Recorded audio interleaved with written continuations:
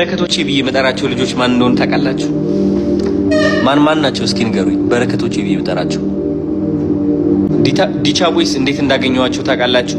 አሚን ብዙዎቻችሁ ቪዲዮ አይታችኋል። ኦፍ ኮርስ ዲቻ ቦይስን ሳገኛቸው፣ ግን ዲቻ ቦይስ እንዴት ያገኘዋቸው መሰላችሁ? የሆነ ኢቨንት ነበረኝና የዛኔ ወደ ስንት ሰዎች ነው ወደ 50 ሰዎች ምናምን ጠርቼ ስለ ቲክቶክ ትምህርት ልሰጣቸው ማለት ነው። ከዛ ስፒከር የለም ተባልኩኝ። የሆነ ሆቴል ነበርና ስፒከር የለም ተብዬ ስፒከር ፍለጋ እሁድ ነበረ መሰለኝ ስፒከር ፍለጋ ተጨናንቂ ያለ በቃ ላይ እውነት ለመናገር አድር ነው ስፒከር ፍለጋ ወደ ሆነ ሾፕ ሄድኩኝ። እዛኔ ሌላ ማናጀር ነበረኝና አብረን እንሂድ ምናምን ተባባል። በቃ ይዘጋል። በቃ ተስፋም አልነበረም። ዝም ብለን በቃ ካሉ ከከፈቱ ብለን ነው ዝም ብለን ይሄድ ነው ተረዳችሁ። እና ከዛ እየሄድን እያለ ዝናብ ምናምን እየመታ ነበርና ከዛ ቦሌ ደረስን። የሆነች ያሪስ ቪትስ መኪና ውስጥ ነበርኩኝ ራይድ ውስጥ። ከዛው ሹፌሩ ይስቃል።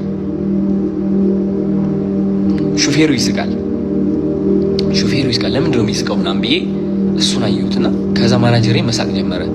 ለምንድን ነው የምትስቁት ምናምን ብዬ ዞር ብዬ አየሁ። እነሱ አይተው መሳቅን መረጡ። ተረዳችሁኝ?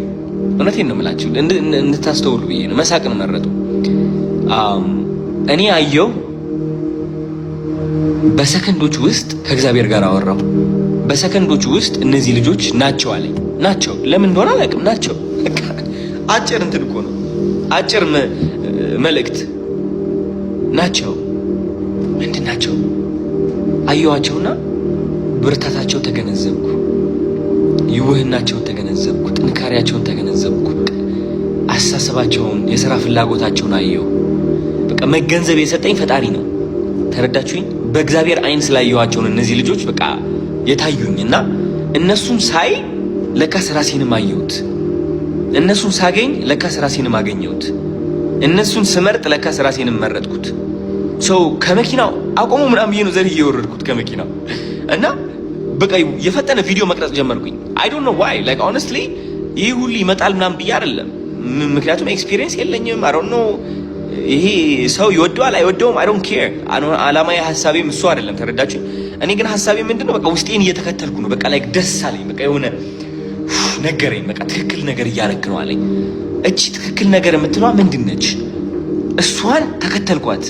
እቺ ትክክል ነህ ያለችኝ ስሜት ቪዲዮ ቀረጻለች። ቪዲዮ ቀረጽኩ። እቺ ትክክል ነህ ያለችኝ ስሜት እንደዚህ ብለህ ተናገር አለች። ተናገርኩ። እቺ ትክክል ነህ ያለችኝ ስሜት ቪዲዮውን ልቀቀው አለች። ቃል ግባላችሁ አግዛችሁ ያንተ ናቸው አለች። እሺ የኔ ናቸው ተቀበልኳት። ፍርሃት እንዲያቆመኝ አልፈቀድኩም። በቃ የሆነ በቃ አመንኳት። ታውቃላችሁ ሁላችንም እኮ ኢንቱዊሽን የሚባል የውስጥ ድምፅ አለን የሚመራን ወደ ቀኝ ወደ ግራ ምናምን ማለት ነው። እና ተቀበልኳትና አይ ሴድ ነው ዋት በቃ እሺ ቃል ገባለሁ እኔ በቃ ከኔ ጋር ናቸው አግዛቸዋለሁ ቃል ገባለሁ። ከዛ ያቺ ቪዲዮ ተፖስተች። አልጠበቅኩትም እኔ። ከዛ በአንድ ሰዓት ውስጥ ስንት ላይክ ነው ያገኘሁት? በ3 ሰዓት ውስጥ ወደ 300 ምናምን ሺህ 400 ምናምን ሺህ ላይክ። አም ላይክ what the hell what is this? ምንድነው ላይክ እነዚህ ሁሉ ሰዎች ለምንድን ነው እንደዚህ ላይክ ያደረጉት? why I don't understand። እና ለዛ ነው በረከቶቼ የሚላቸው። በረከቶቼ የሚላቸው ላይኮቹ ስለመጡ ሳይሆን በህይወቴ ለመጀመሪያ ጊዜ ያቺ የውስጥ ስሜት የእግዚአብሔር ድምፅ ስለሰማኋት ነው። ተረዳችሁ? እና ሁላችንም የየራሳችን የእግዚአብሔር ድምፅ አለን የሚመራን ማለት ነው። ሁላችንም ይህ ትክክል ነው፣ ይህ አድርገው፣ አሁን ቶሎ በል፣ እቺን አድርግ፣ እቺን በር ክፈታት እንባላለን እኮ አይደለ? ግን ብዙዎች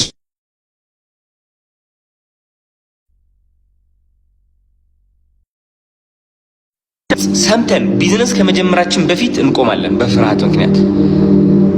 ፍርሃት እመን እንጂ አትፍራ ይላል። ፍርሃት ፍርሃትና ሰይጣን አንድ ናቸው። ባይ ዘ ወይ እመን እንጂ አትፍራ ይላል።